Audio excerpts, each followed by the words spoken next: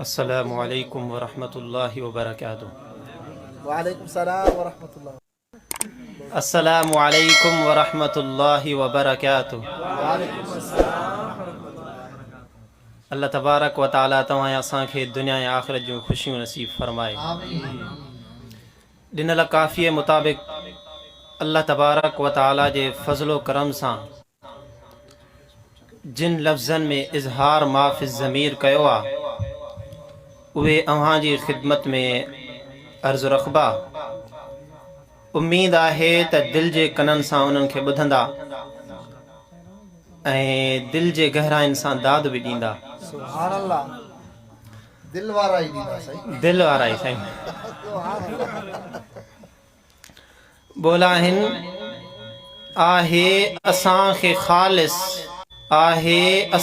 ख़ालिस ईमान जी ज़रूरत है। बाझार रब मिठे जे एहसान जी ज़रूरत है। सुभान अल्लाह। हर वक्त आहे असांखे ख़ालिस ईमान जी ज़रूरत है। बाझार रब मिठे जे एहसान जी ज़रूरत है। जंहिं शइ जी घुर्ज पइजे आज़ाद, जंहिं शइ जी घुर्ज पइजे अल्लाह खां ई घुर्जे। जंहिं शइ जी घुर्ज पइजे उहा शइ अल्लाह खां ई घुर्जे। झट में या देर ॾींदो अहिड़ो यकीन रखिजे। लप लूण जी हुजे पई, लप लूण में हुजे पई रहमान जी ज़रूरत है। हर शइ में अल्लाह तबारक व तआला जी ज़ात जे तरफ़ माण्हू मोहताज थिए। अर्ज़ा शरई निज़ाम नाफ़िज़, शरई निज़ाम में था के टंग पंहिंजी आणिन। शरई निज़ाम में था के टंग पंहिंजी आणिन।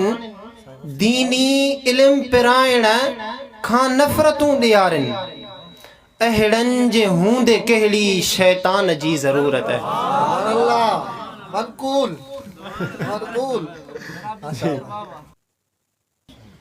जंग जे मैदान में विड़जे बहादुरीअ सां कंध काफ़िरनि जा वढिजनि। विड़जे बहादुरीअ सां कंध काफ़िरनि जा वढिजनि।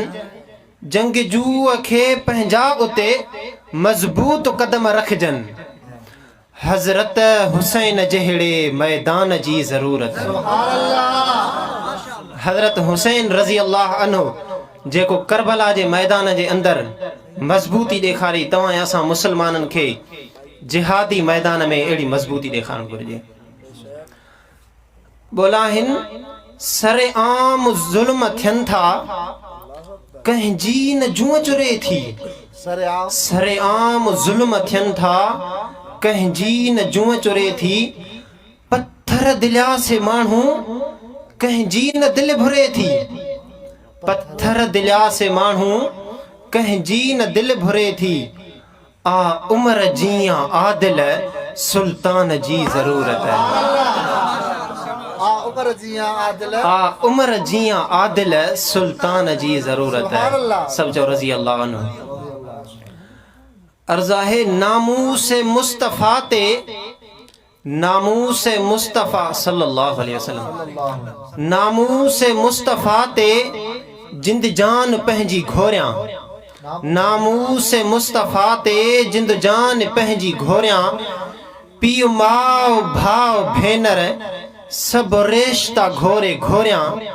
इस्माइल जे अञा पई, इस्माइल जे अञा पई ख़ानदान जी ज़रूरत है। सब शइ मुस्तफ़ा जी नामूस जे मथां क़ुर्बान। नामूस मुस्तफ़ा ते जिंद जान पंहिंजी घोरियां। पीउ माउ भाउ भेनर सब रिश्ता घोरे घोरां। इस्माइल जे अञा पई ख़ानदान जी ज़रूरत है। वस्सलामु अलैकुम वरहमतुल्लाह।